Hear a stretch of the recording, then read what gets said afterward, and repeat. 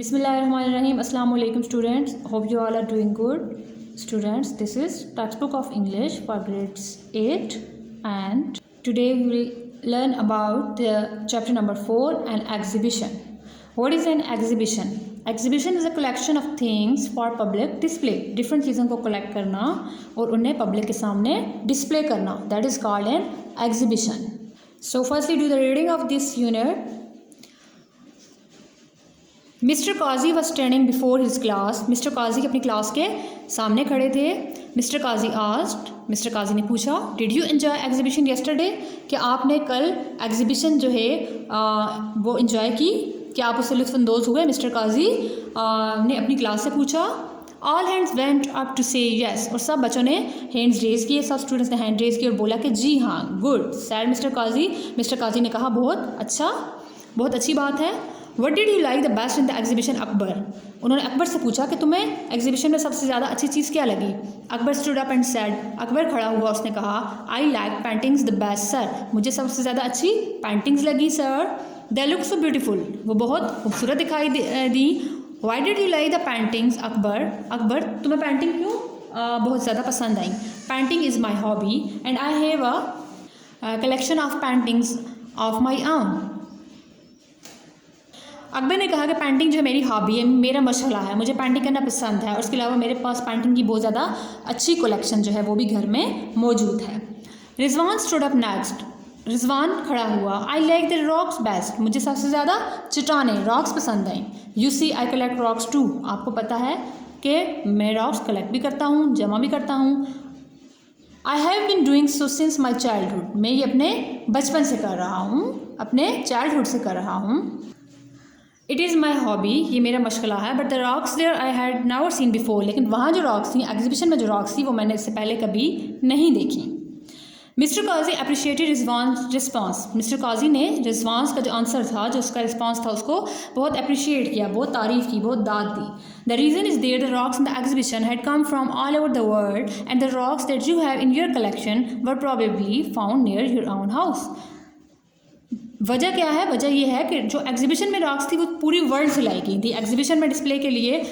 And he said कि rocks you have in your collection. और rocks जो आपने जमा की हैं, जो तुम करते हो, वो यकीनन अपने घर के आसपास से आपने उठाई होंगी. Everybody in the class said one thing or the other but one boy said mum all the time. और इस तरह से हर बच्चे ने क्लास में कोई ना कोई बात की एग्जीबिशन के अबाउट. लेकिन एक बच्चा जो है, एक लड़का, वो मम साइलेंट, ही वॉज साइलेंट, वो खामोश बैठा रहा. He had not uttered a word all his while. Uttered बोला, उसने इस दौरान एक लफ्ज़ भी नहीं बोला. What's wrong with you today Salim said mister Kazi to this boy. Mister Kazi ने इस लड़के से कहा कि सलीम, तुम्हारे साथ आज क्या मसला है? You have not spoken today. तुमने आज कोई बात नहीं की. Did not you like anything in the exhibition. क्या तुम्हें एग्जीबिशन में कोई भी चीज़ पसंद नहीं आई? सलीम सैड. सलीम ने कहा, sir I have been collecting stamps for quite some time now and I did not see stamps in the exhibition. कि मुझे कुछ वक्त हुआ है, मैं स्टैम्प्स जो है वो कलेक्ट कर रहा हूँ और मैंने एग्जीबिशन में कोई भी स्टैम्प नहीं देखी. Mister Kazi sad. Mister Kazi ने कहा, येस यू आर राइट. हाँ, तुम बिल्कुल सही हो. There was no stall of stamps there. वहाँ स्टैम्प्स का कोई भी स्टॉल नहीं था. It is a very popular hobby. और ये बहुत मशहूर हॉबी है. Mister Kazi said, I have a surprise for all of you. मेरे लिए आप सबके पास एक सरप्राइज़ है. Everybody look anxious. हर कोई एंक्शियस दिखाई दिया, हर कोई परेशान हो गया. Let's have an exhibition at school and let everybody bring his own collection. हम क्यों ना स्कूल में एग्जीबिशन करते हैं और सब अपनी अपनी कलेक्शन जो चीज़ें उन्होंने जमा की हैं वो स्कूल लेके आए. Salim, you will bring your stamps. Salim, तुम अपनी स्टैम्प्स लेके आओगे. Will you?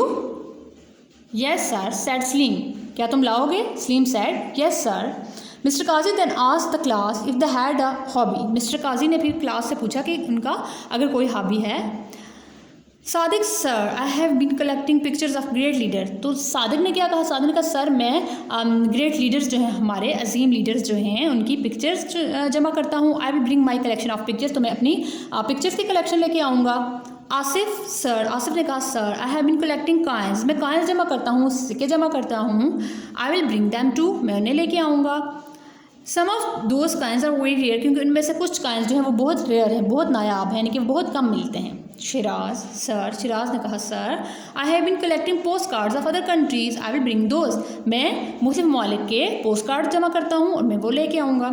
Aslam, I have been collecting sea shells, मैं सी शेल्स जमा करता हूँ, सीपियाँ। Kashif, my sister has a big collection of dolls, मेरी सिस्टर के पास डॉल्स की बहुत बड़ी कलेक्शन है। She has been collecting dolls from other countries and has been making dolls herself, वो तमाम दूसरे कंट्री से भी डॉल्स इकट्ठा करती है और ख़ुद भी डॉल्स बनाती है। I would like to bring some of those dolls to this exhibition, मैं उनमें से कुछ डॉल्स को एग्जीबिशन में लाना चाहूँगा। Who wants to bring collection of dolls for school exhibition, कौन लाना चाह रहा था? Kashif. Mister Kazi said, it appears you all have been doing a good job, कि ऐसा मालूम होता है कि तुम सब बहुत अच्छा काम करते हो। It seems as it now, अब सब ठीक हो गया है। Please bring your collection to school next Thursday for the exhibition, सब नेक्स्ट थर्सडे को अपनी कलेक्शन जो है एग्जीबिशन के लिए लेकर आएँ। Don't forget to invite your parents, और अपने पेरेंट्स को इन्वाइट करना नहीं भूलिएगा, relatives and friends to this exhibition. The children were so excited today, बच्चे आज बहुत खुश थे। दे ऑल क्लैप्ड, इन सब ने तालियां बजाईं। They like the idea of school exhibition, और उन्हें स्कूल एग्जीबिशन का आइडिया जो है वो बहुत पसंद आया। Who introduce the idea of school exhibition for the students, किसने इंट्रोड्यूस किया? Mister Kazi introduce the idea of school exhibition for the students. Now come towards the exercise. Here are the difficult words with their meanings. The first one is appreciate. Appreciate means recognize with the gratitude. किसी की तारीफ़ करना, gratitude शुक्रगुजारी, recognise पहचाना, appreciate मतलब दाद देना, तारीफ़ करना अच्छे अंदाज में। Mum silent, utter to take a sound with the mouth, exhibition a collection of things for public display, invite ask someone in a friendly way to go or to do something, excited excessively affected by emotion, बहुत ज़्यादा खुश होना, clap to strike the inner surface of one's hands together, all set now, all arranged now. This is the exercise and question answers of this unit. The first question is, where did Mr. Qazi take his class for a trip? Mr. Qazi अपनी class को trip पे कहाँ लेके गए? Mr. Qazi took his class for a trip to show an exhibition. उन्हें exhibition दिखाने ले गए। Question number 2. Mr. Qazi asked Akbar, what did you like best in the exhibition? Sorry, the question is, what did Mr. Qazi ask Akbar? Mr. Qazi asked Akbar, what did you like best in exhibition? Mr. Qazi ने अकबर से पूछा कि उसको exhibition में सबसे ज़्यादा अच्छा क्या लगा। Third question is, what did Akbar like best in the exhibition? He liked paintings the best. Akbar को क्या चीज़ सबसे ज़्यादा अच्छी लगी? Paintings. What did Rizwan like best in the exhibition and why? Rizwan को एग्जीबिशन में क्या अच्छा लगा? Rizwan like the rocks best because collecting rocks was his hobby. What is Sadiq's hobby? Sadiq's hobby is to collect the pictures of great leaders. The next question is, what is your hobby? So students, you have to write your own hobbies, whatever that may be. Next question is why exhibitions are important. Exhibitions क्यों important होती हैं? Exhibitions provide us a large platform to showcase a talent and present it in the public. The exhibition is a mass medium through which students also can represent their learning and hidden talent among others. क्यों important होती हैं? Exhibitions हमें एक platform जो है provide करती हैं जहाँ पे अपना टैलेंट हम शो कर सकें और पब्लिक के सामने इसको दिखा सकें, और ये एक बहुत बड़ा मीडियम होता है जिससे स्टूडेंट्स भी बहुत सीख सकते हैं और जो कुछ उन्होंने सीखा है और जो उनका हिडन टैलेंट है उसको दूसरों के साथ शेयर कर सकते हैं और दिखा सकते हैं। Open your text books now. Present perfect continuous. This tense is used to talk about an action or actions that started in the past and continued until recently or that continued into the future. क्या होता है present perfect continuous? कि talk about an action जो कि past में शुरू हुआ and continued until recently or continued in the future, और जो अभी कंटिन्यू पास में शुरू हुआ लेकिन वो कंप्लीट नहीं हुआ, अभी वो ख़त्म नहीं हुआ, फिनिश नहीं हुआ, वो कंटिन्यू हुआ है। For example, he has been working as a reporter with this newspaper for 5 years, कि वो 5 सालों से इस न्यूज़पेपर के साथ एज अ रिपोर्टर काम कर रहा है। 5 सालों से पास्ट की बात भी हो रही है, कर रहा है, अभी ख़त्म नहीं हुआ, यानी कि उसने काम करना छोड़ा नहीं है, स्टिल कंटिन्यू हुआ है। That is present perfect continuous. And students, you have to remember that what are the helping words we use here in the present perfect continuous? Has been and have been. And two important words, since and for, are used in this tense. Since is use when we know the exact time of action, कि कोई काम exactly किस time हुआ, 8 o'clock हुआ, Monday को हुआ, 2001 में हुआ, चाहे वो टाइमिंग की बात हो, एग्जैक्ट टाइम दिया हो, कोई ईयर दिया हुआ हो, आपको मॉर्निंग बताया हुआ हो, इवनिंग बताया हुआ हो कि कोई ये काम इस टाइम से हो रहा है, देन वी यूज़ सिंस। अगर हमें एग्जैक्ट टाइम ऑफ एक्शन नहीं मालूम, अगर हमें अमाउंट ऑफ टाइम एग्जैक्ट हमें नहीं मालूम कि अगर तो ये बताया गया है कि ये काम 5 सालों से हो रहा है, 5 years, एग्जैक्ट उन्होंने कहा कि 2001 से स्टार्ट है, 2002 से स्टार्ट है, 1985 से स्टार्ट है, then we will use for, and since is use when exact time of action is known. My mother has been serving class dash 8 o'clock in the morning. Here exact time of action is known, 8 o'clock, so we will use since. Nosheen has been going to this school dash 4 years. Nosheen इस school में 4 सालों से जा रही है, so we will use for here, 4 years. अब किस साल से जा रही है, 2000 से जा रही है, 2010 से जा रही है, 2014 से जा रही है, एग्जैक्ट ईयर का नहीं mention, so that's why we will use for. My friend has been reading dash 3 hours. So exact time of action is known, 3 hours. My friend has been reading. So exact time of action is not known, 3 hours, 3 घंटे से कर रही है। अब वो उसने कौन से घंटे में काम स्टार्ट किया, 9 AM स्टार्ट किया, 10 AM किया, वो हमें नहीं मालूम, so we will use here for. I have been sitting at this table early morning, since early morning. सुबह से बैठा हूँ, so we will use since. My father has been telling stories days the last 2 hours. पिछले 2 घंटे से my father has been telling stories, वो मुझे stories सुना रहे हैं। Exact time of action is not known, so will use for. She has been doing her homework days 4 o'clock in the afternoon. 4 o'clock, so we'll use here since. Exact time of action is known here. So students, you have to keep in your mind that helping words has been and have been are used in the present perfect continuous, and since and for are used, and this is used to show an action that started in the past but continue at the present for some time. The next question is, fill each blank with the opposite of the word underlined. Example, we are going to paint the front and the dash of our house. Underlined word जो भी होगा उसका हमें opposite blank में लिखना है. We are going to paint the front and the dash of our house. Back of, opposite of front is back. The first sentence is, he was dash when his cousin came but sorry when he left. He was angry. Sorry, the opposite of sorry is angry. Father will sell his old car and dash a new one. Opposite of sell is buy, कि father अपनी old car sale करेंगे and buy a new one, new खरीदेंगे. He tried the dash length of the cord to the long one. Opposite of long is short. He tried the short length of cord to the long one. The girls were quiet in the school but very noisy outside. Quiet, खामोश. Girls school में बहुत खामोश थी but बाहर क्या थी, noisy थी. 5 years ago he was dash, now he is very rich. Opposite of rich is poor. 5 साल पहले वो poor था but now he is rich. My watch was 5 minutes fast yesterday but it is dash today. Yesterday my watch was 5 minutes fast. इनके कल की बात कर रहा है, कल मेरी घड़ी जो है 5 मिनट आगे थी, फास्ट आगे थी, इनके टाइम उसका 5 मिनट आगे था, but it is days today, आज क्या है, it is on time today, आज ये बिल्कुल सही वक्त पर है. If you days your try nobody will be able to mend it. अगर आप अपनी ट्राई तोड़ दोगे तो कोई भी इसे मैंड नहीं कर सकेगा. Opposite of mend is break, mend repair. Fill the blanks with the appropriate articles. Students, a, an, the, these are the articles, and you know an is used for the vowels when first letter of the word is vowel. So we will use an, and a for the singular things, and you know for the specific things we use the. My grandmother likes dash flowers very much. My grandmother likes the flowers very much. Their car does 150 miles dash hour. Speed की जब भी बात करते हैं 150 miles per hour. Here we will use per hour. But here the articles are given a, and, the.